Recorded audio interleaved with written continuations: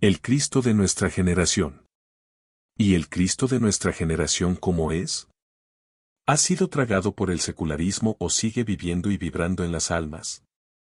En 1971 viví en Norteamérica los meses en que estallaba la Jesús Revolution. Miles de jóvenes se agrupaban gozosos en lo que llamaban el ejército revolucionario del pueblo de Jesús. El Evangelio se había convertido en su libro rojo. Vestían camisetas en las que se leía, Jesús es mi Señor. Oh, sonríe, Dios te ama. En los cristales de los coches había letreros que voceaban, si tu Dios está muerto, acepta el mío. Jesús está vivo. Por las calles te tropezabas con jóvenes de largas melenas, sobre cuyas túnicas brillaban gigantescas cruces y que te saludaban con su signo marcial, brazo levantado, mano cerrada, salvo un dedo que apuntaba hacia el cielo, señalando el one way, el único camino. Levantabas un teléfono y, al otro lado, sonaba una voz que no decía, dígame, oh, aló, sino Jesús te ama. La radio divulgaba canciones que decían cosas como estas. Buscaba mi alma /diagonal y no la encontraba. /diagonal buscaba a mi Dios /diagonal y no lo encontraba. /diagonal entonces me mostrasteis a Jesús /diagonal y encontré en él a mi alma y a mi Dios. Y un día los periódicos contaban que un cura metodista, el reverendo Blessed, arrastró a un grupo de más de 1000 jóvenes que fueron al cuartel de la policía de Chicago para gritar a grandes voces, Polis. Y Jesús os ama. Nosotros os amamos. Y, tras el griterío, la colecta. Solo que esta vez las bolsas, tras circular entre los jóvenes, regresaron a las manos del reverendo no llenas de monedas, sino de marihuana, de píldoras, de LSD. Que el padre Blessed depositó en las manos de los atónitos policías. ¿Anécdotas? ¿Modas? Sí, probablemente sí. Pero nunca hay que estar demasiado seguros de que las modas no oculten alguna más profunda aspiración de las almas, ni de que aquellos muchachos no estuvieran, allá en el fondo, buscando una respuesta a la frase de Robert Kennedy. Cuando decía, por aquellos años, el drama de la juventud americana es que sabe todo, menos una cosa. Y esta cosa es la esencial. ¿No será este el drama, no solo de los jóvenes americanos, sino de todo nuestro mundo? Odio a mi época con todas mis fuerzas, ha escrito Saint-Exupéry. En ella el hombre muere de sed.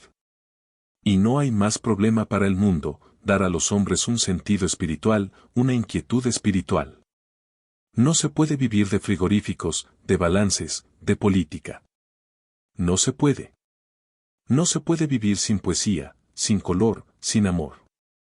Trabajando únicamente para el logro de bienes materiales, estamos construyendo nuestra propia prisión. Hoy, por fortuna, son cada vez más los que han descubierto que la civilización contemporánea es una prisión. Y comienzan a preguntarse cómo salir de ella, qué es lo que les falta. Tal vez por eso muchos ojos se están volviendo hacia Cristo. ¿Hacia qué Cristo? Cada vez me convenzo más de que este siglo es un tiempo barajado, en el que se mezclan y coexisten muchos siglos pasados y futuros y en el que, por tanto, también conviven varias y muy diferentes imágenes de Cristo. En los años 70 el firmamento se llenó del Jesús superestrella. Un Jesús que, por aquellos años, me describía así un sacerdote norteamericano que, lo recuerdo muy bien, lucía una gigantesca mata de pelo rojo cardado. Cristo era la misma juventud, los fariseos eran el envejecimiento. En cambio, Cristo era la juventud, estrenaba cada día su vida, la inventaba, improvisaba.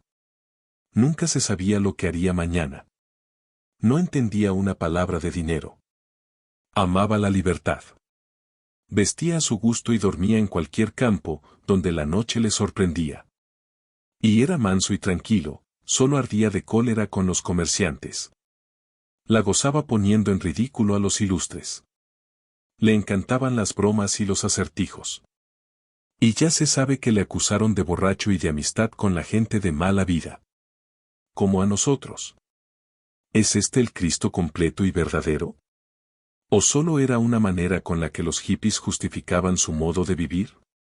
Desde luego hoy hay que reconocer que todo aquel movimiento del superstar o del gospel pasó tan rápidamente como había venido, pero también rescató algo que habíamos perdido, el rostro alegre de Jesús, un rostro que no es todo en Jesús, pero sí uno de los aspectos de su alma.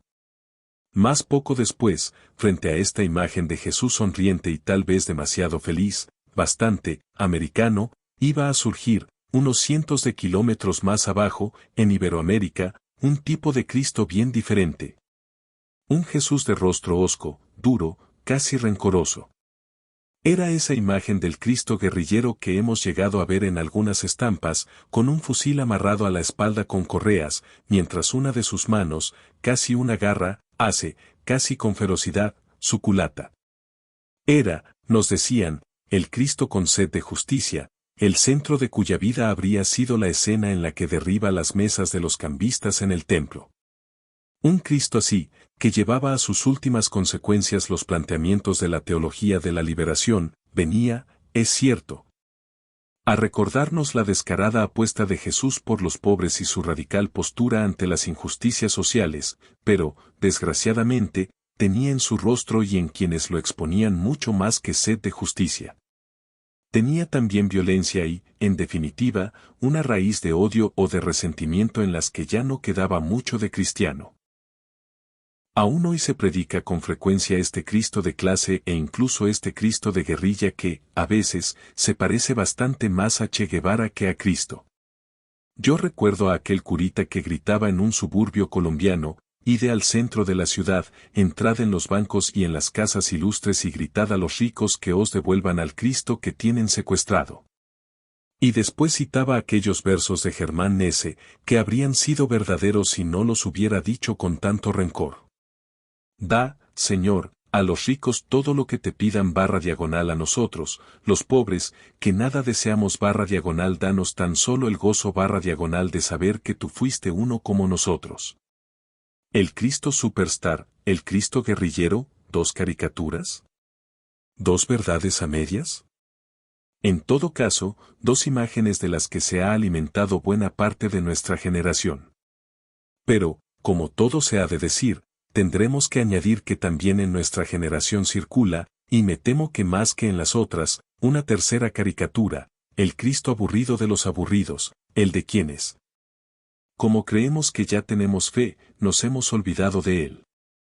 Si uno saliera hoy a las calles de una cualquiera de estas ciudades que se atreven a llamarse cristianas y preguntase a los transeúntes que saben de Cristo, que conviven de Cristo, recibiría una respuesta bien desconsoladora. Los más somos como aquel hombre que, porque nació a la sombra de una maravillosa catedral, creció y jugó en sus atrios, nunca se molestó realmente en mirarla, de tan sabida como creía tenerla. Por eso, seguramente muchos nos contestarían, ¿Cristo? Ah, sí. Sabemos que nació en Belén, que al final lo mataron, que dicen que era Dios. Pero, si luego inquiriésemos, ¿qué es para usted ser Dios? Y, sobre todo, ¿en qué cambia la vida de usted el hecho de que Él sea o no sea Dios? No encontraríamos otra respuesta que el silencio. Sí, vivimos tan cerca de Cristo que apenas miramos esa catedral de su realidad. Dios hizo al hombre semejante a sí mismo, pero el aburrido hombre terminó por creer que Dios era semejante a su aburrimiento. Y, sin embargo, habría que buscar, que bajar a ese pozo. ¿Con la esperanza de llegar a entenderle? No, no. Sabemos de sobra que nunca llegaremos a eso, que su realidad siempre nos desbordará. La historia de 20 siglos nos enseña que todos cuantos han querido acercarse a él con el arma de sus inteligencias, siempre se han quedado a mitad de camino. Pasó así ya cuando vivía entre los hombres. Los que estuvieron a su lado a todas horas tampoco le entendían. Un día les parecía demasiado Dios, otro demasiado hombre. Le miraban, escudriñaban sus ojos y sus palabras, querían entender su misterio. Y lograban admirarle, amarle incluso, pero nunca entenderle. Por eso él vivió tan terriblemente solo, acompañado, pero solo, en una soledad como nadie ha conocido jamás. Nadie le comprendió, porque era, en el fondo, incomprensible. Y, a pesar de ello, él sigue siendo la gran pregunta. La gran pregunta que todo hombre debe plantearse, aun cuando sepa que toda respuesta se quedará a medio camino. Un medio camino que siempre abrirá el apetito de conocerle más, en lugar de saciar. Teilhard de Chardin hablaba del Cristo cada vez mayor. Lo es, efectivamente. Su imagen es como un gran mosaico en el que cada generación logra apenas descubrir una piedrecilla. Pero es importante que la nuestra aporte la suya. Unas generaciones aportaron la piedrecilla roja de la sangre de su martirio, otras las doradas de su sueño de un verdadero cielo, otras las azules de su seguridad cristiana. Alguna el color ocre de su cansancio o el verde de su esperanza. Tal vez nos toque a nosotros aportar la negra de nuestro vacío interior o la color púrpura de nuestra pasión. Quizá la suma de los afanes de todos los hombres de la historia termine por parecerse un poco a su rostro verdadero, el rostro santo que solo acabaremos de descubrir, al otro lado. El rostro que demuestra que sigue valiendo la pena ser hombres, el rostro de la santa humanidad de nuestro Dios.